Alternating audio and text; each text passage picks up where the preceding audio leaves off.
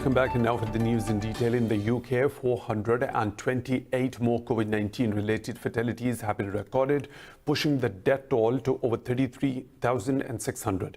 While in Spain, the death toll has exceeded 27,000 with 217 more deaths. Meanwhile, COVID-19 cases in Russia have surged past 250,000 after almost 10,000 new cases were confirmed overnight. In the US, the virus has claimed over 84,000 lives as the global COVID-19 death count exceeds 298,000 with over 4.3 million infections. Details in this report. US states are beginning to restart their economies after months of paralyzing coronavirus lockdowns, but experts warn that COVID-19 cases can re-emerge weeks after the reopening, saying America faces the darkest winter in modern history. The WHO has also warned that the world has a long way to go in order to bring the pandemic under control. Countries, as you've seen, are trying to find a path out and a path towards a new normal, as many people have put it, and we're going to be on that pathway for a long, long time. And as we've seen in some countries, even a small recurrence of disease can cause the need for a serious response in terms of the public health response. So I think we're going to have to remain on alert. Lesotho, the southern African country, has recorded its first coronavirus case, becoming the last nation on the continent to confirm an infection. Around the world, governments and airlines are considering temporary safety measures to restart their travel. But physical distancing can make flying more expensive. We are going to have to take whatever measures that are necessary to protect both the travelling public and our staff. And until we get a more satisfactory, effective and timely method of dealing with that to eliminate social distancing, we are clearly going to have to adopt those. But the impact on both the confidence and the ability to travel will be very significant indeed. In the meantime, fears of a resurgence have emerged in South Korea. Health authorities are calling it a truly cruel virus as cluster infections in Seoul reach 72. China has reported 3 new cases of coronavirus, all of which are locally transmitted. US President Donald Trump has slammed China over its handling of the coronavirus, saying the pandemic cast a pall over the trade deal with China, but added he is not interested in renegotiating the deal. In an interview, Trump said the ink of the trade deal was barely dry and the play came over. He said the coronavirus pandemic shows the era of globalization is over. Under the Phase 1 deal, Beijing pledged to buy at least $200 billion in US goods over 2 years, while Washington agreed to roll back tariffs on Chinese goods in stages. Tensions between Washington and Beijing continue to intensify over the virus, threatening what many experts are calling a new Cold War. The COVID-19 crisis continues unabated, and the people remain isolated in their homes as the global economy crumbles around them. Others are grieving the deaths of those who have lost their lives to the pandemic. The World Health Organization has warned these circumstances are leading to a global mental health crisis. More in this report. It has now been 5 months since the novel coronavirus was discovered in China. Since then, the virus has made its way across the globe, killing almost 300,000 people and infecting over 4 million. Countries remain locked down, throwing millions of people into poverty and unemployment. The WHO says these conditions are causing an invisible mental health catastrophe. We have seen in the past that similar cases of economic crisis have increased the number of people with mental health issues, leading to high rates of suicide, for example, due to the mental health condition or the substance abuse, for example. There is already worrying data on the issue coming out of the US, Iran and China.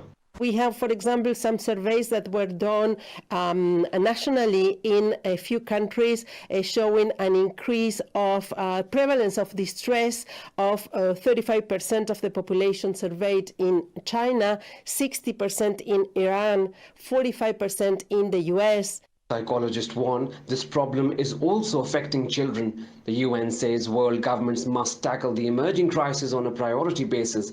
It says this will require increasing investment in psychological services and the provision of emergency mental health assistance. The body adds fake news and rumor mongering on the global pandemic is exacerbating the problem. In Pakistan, the number of coronavirus infections has crossed 35,000 as 1,452 more cases were reported in the last day. The health ministry said 33 more patients have died, taking the death toll to 770. The ministry said more than 9,600 coronavirus patients have recovered. Punjab province leads in the number of cases with over 13,500 infections. Meanwhile, trade activities between Pakistan and Iran have resumed after 2 more crossing points were reopened in Taftan. Officials said the activities resumed through Pakistan Gate and Zero Point Trade Gate. The border with Iran was closed on February 22nd due to the coronavirus outbreak in Iran. Pakistan has voiced grave concerns over Israel's plans to illegally annex parts of Palestinian territories. At the weekly press briefing in Islamabad, Foreign Office spokesperson Aisha Faruqi said Pakistan calls for the establishment of a viable, independent state of Palestine. Faruqi Israel decades ago. Faruqi also condemned India's extrajudicial killings of innocent people in fake encounters in occupied Kashmir. She said Indian forces martyred 33 Kashmiris last month while pellet guns were used against people staging protests against Indian atrocities. Meanwhile, Israel's Prime Minister Benjamin Netanyahu has formally notified the president of forming a government after 18-month-long political deadlock. In a letter to President Reuven Rivlin, Netanyahu said he has formed a government which he will present to the parliament today. Netanyahu was tasked by Rivlin to put together a new government after his former rival Benny Gantz failed to do so following the elections. Last month, Netanyahu and Gantz signed a deal to form a power-sharing government. Under the agreement, Netanyahu will serve as Prime Minister for at least 18 months before being replaced by Gantz, while Gantz will serve as Defense Minister and alternate Prime Minister, a title not existed before in Israeli politics. Moving on, Iran has rejected U.S. threats of triggering a return of all UN sanctions if the Security Council does not extend an arms embargo. Speaking to reporters, Foreign Minister Javad Zarif said foolish claims by Washington are nothing new. His comments came after U.S. Special Envoy Brian Hook said Washington would ensure the ban on Tehran remains one way or another. The UN embargo is due to expire in October under the 2015 Iran nuclear deal that U.S. President Donald Trump quit in 2018. In Afghanistan, 5 people are killed and 19 others wounded in a car bomb blast near a military court in Paktia province's Gardez city. Interior Ministry spokesman Tariq Arai said the blast is the second in a series of attacks in Kabul's Dasht-e-Barchi and Nangarhar provinces. He said details about the incident are yet to be unveiled.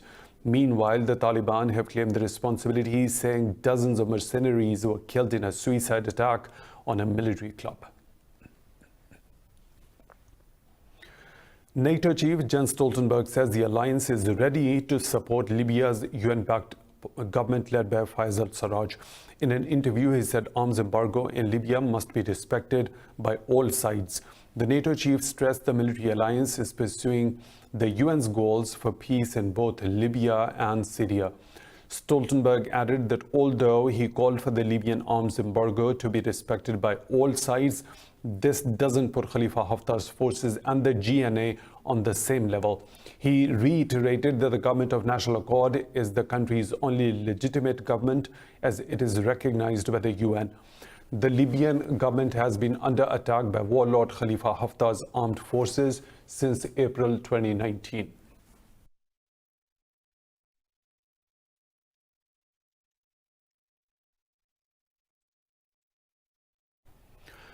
Turkish and the Russian troops have conducted their 11th joint patrol in Syria's northwestern province of Idlib. The patrol is being conducted in line with the Moscow agreement. In a statement, Ankara''s defense ministry said the joint patrol was carried out by air and land vehicles. The patrol covered the M4 highway, which connects the cities of Aleppo and Latakia. The two countries agreed on a protocol which urged parties to cease all the military actions along the line of contact in the Idlib de-escalation zone. Idlib has been long under siege by Assad regime forces, and its allies, and previous ceasefires for the region were affected by violations. Turkey says it has killed 5 militants of the Kurdistan Workers' Party in an anti-terror operation in the Sırnak province. Interior Minister Süleyman Soylu said 3 terrorists were killed in an air-backed operation in the Besleğ region, while 2 others were killed in Lis district. He said the Provincial Gendarmerie Command of the province conducted the operation. The Interior Ministry said Turkey will continue to destroy the weapon caches and shelters used by the terrorists. Moving on to India, where 8 migrant workers were killed and 55 others injured in a road accident in Madhya Pradesh state. Officials said a truck carrying migrants collided head-on with a bus on a highway in Guna district. District officials said the truck was on its way to Uttar Pradesh from Mumbai, and the empty bus was returning to Ahmedabad. In another incident from UP, 6 migrant workers were run over by a state bus on a highway in Muzaffarnagar district. Police said the workers had been walking on their foot to their hometown in Bihar from Punjab amid the coronavirus lockdown. Last week, 16 migrant workers in a group of 20 were killed after a cargo train ran over them while they were sleeping on tracks in Maharashtra.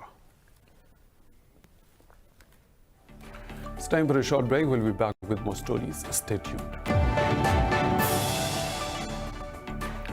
Welcome back. France says it would be unacceptable for the US to be given priority access to a vaccine for the novel coronavirus. The remarks follow the French pharmaceutical giant Sanofi's suggestion of giving successful vaccines to the US before any other country. In an interview, Deputy Finance Minister Agnès Pannier-Runacher said it is unfair giving privileged access to a country for financial benefits. Earlier, French drug maker CEO Paul Hudson said the US had the right to the largest pre-order because it has invested in taking the risk. The US government expanded a partnership with Sanofi earlier this year. Sanofi officials will attend a high-level meeting at the Élysée Palace next week to settle the row. Meanwhile, Prime Minister Edouard Philippe announced an €18 billion rescue plan to help France's tourism sector through the coronavirus crisis.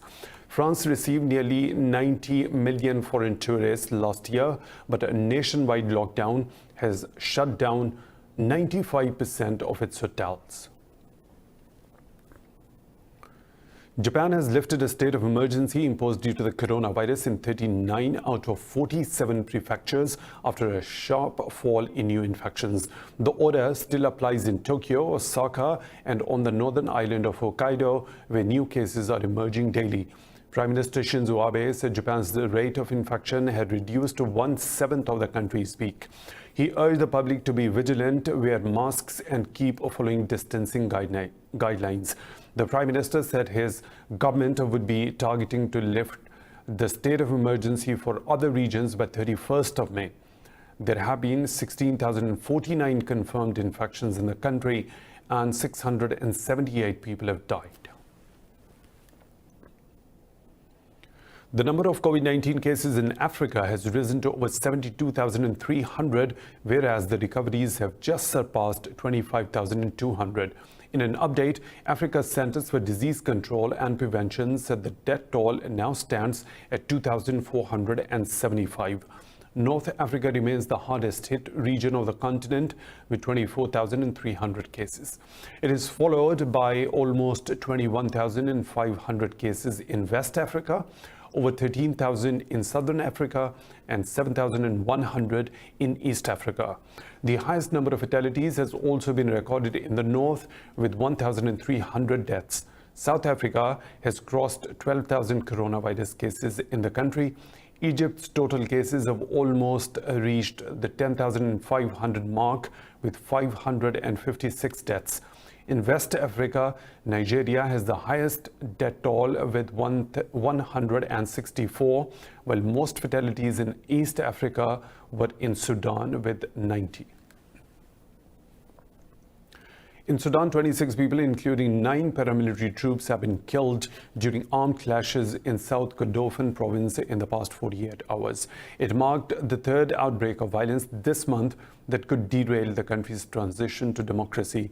Military officials said fighting broke out this week between armed residents in the city of Kadugli. They said the dispute was over an arms sale and it escalated in the past 2 days. Authorities have imposed a round-the-clock curfew for 3 days to stabilize the situation. Last week, tribal clashes in the province of South Darfur and Kassala left at least 36 people dead and dozens wounded. The fighting poses a significant challenge to efforts by Sudan's transitional government to end decades-long rebellions in some areas of the country. Security forces in Burkina Faso have killed 20 terrorists after they ambushed a military patrol in Yaga province. In a statement, armed forces said 8 soldiers also lost their lives during the fighting near the border with Niger. Meanwhile, the prosecutor for the town of Fada and Gourma said 12 terrorist suspects were found dead in their police cells. In a statement, the prosecutor said 25 people were detained by police on Monday. It said an investigation has been launched into the incident. The UN says more than 850 people have been killed and 840,000 displaced since 2015 in terrorist attacks in the country. Over 100 people in Mexico have died after drinking adulterated alcohol over the past 2 weeks. This comes as measures to hold the coronavirus spread has crimped beer production. Officials say states of Jalisco, Yucatan, Puebla, and Morelos have reported the fatalities since the start of the month. Authorities say they are conducting investigations to identify the suppliers of the fatal drink.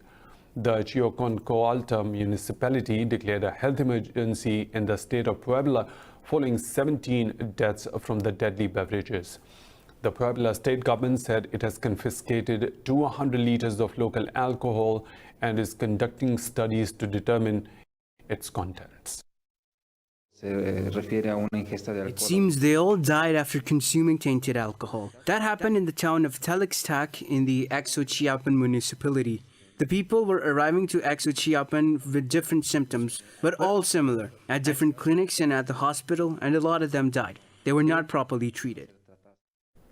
Cuba has rejected its inclusion on a list of non-cooperators with the U.S. counterterrorism efforts. In a tweet, Foreign Ministry Chief for U.S. Affairs Carlos Fernandez de Cosio said the Caribbean nation is a victim of terrorism by Washington.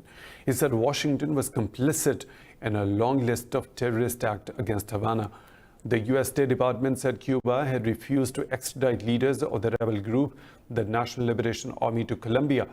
Cuba has also designated the gun attack on its embassy in Washington 2 weeks earlier as a terrorist attack.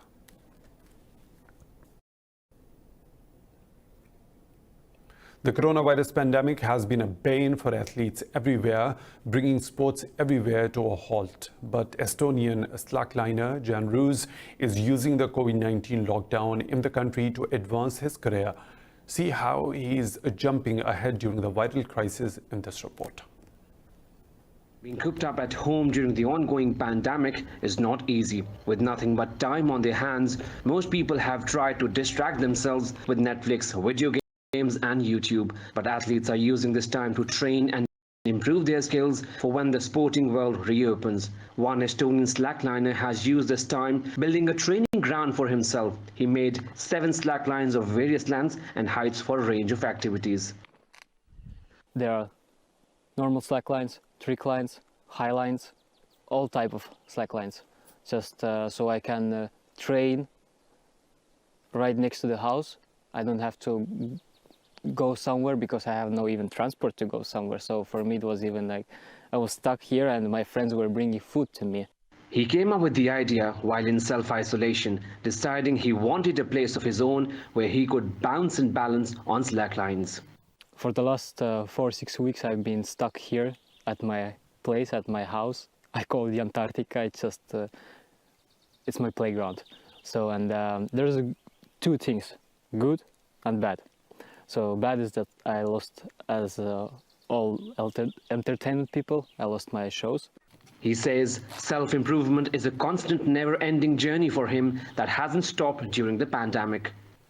We all have balance. We all walk on the ground, I mean. We didn't start from walking, so we got into it. And the same here, highlights I have to build up my mental. Tricklines I have to build up my physical activity. Also, tricklining is my main activity. It's a performance. I do shows with tricklines. Though Rose is enjoying his time in self-isolation, still he misses entertaining people.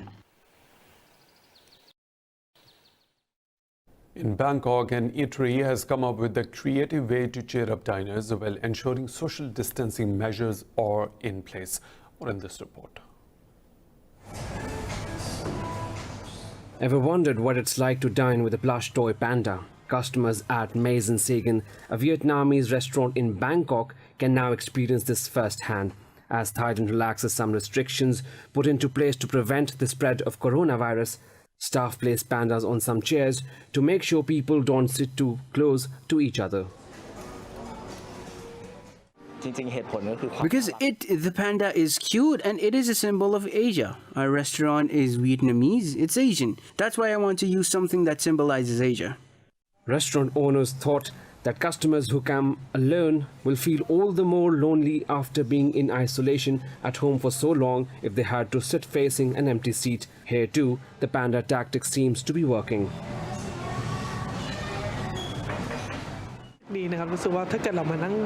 It's great. The stuffed bear makes me feel less lonely eating by myself, and this acrylic partition also makes me feel safe eating at a restaurant. Thailand has reported 3,018 cases of the new coronavirus and 56 deaths so far.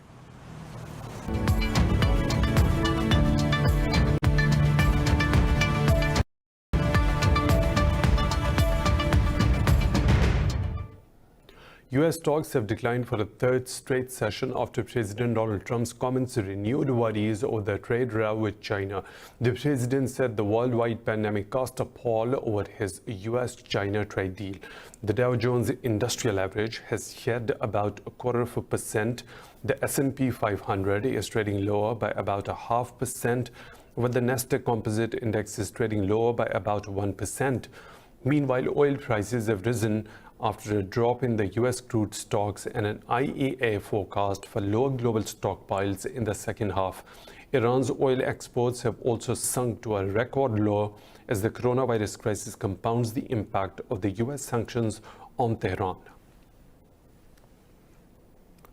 President Donald Trump has extended his executive order for another year, barring U.S. companies from using equipment made by Chinese telecom company Huawei and ZTE. Trump signed an executive order in May 2019 that blacklisted the Chinese companies.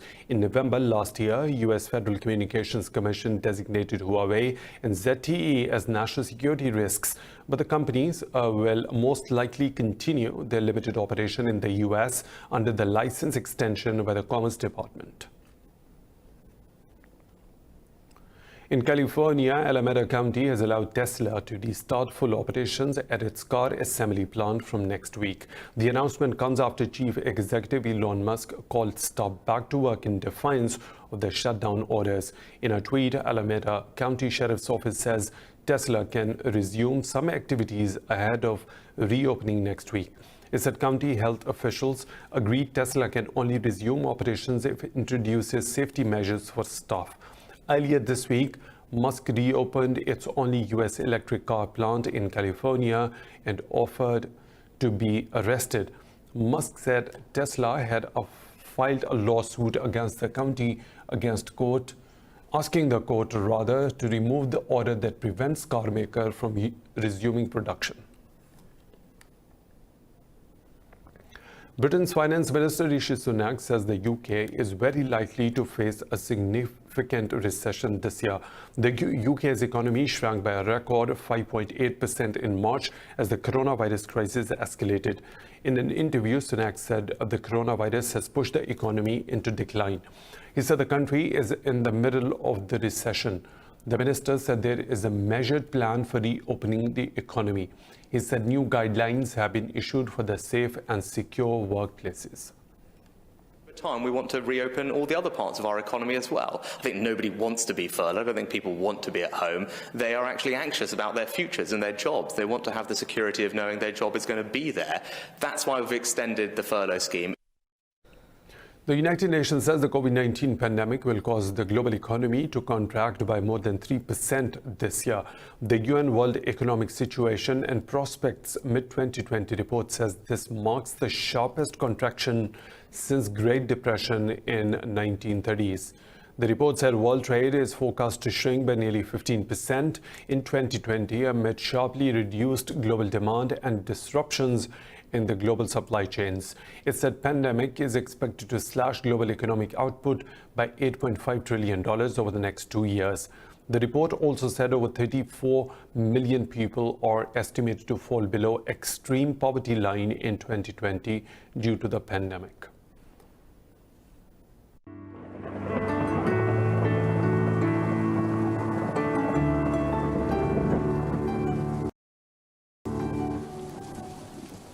Now the weather situation from around the globe.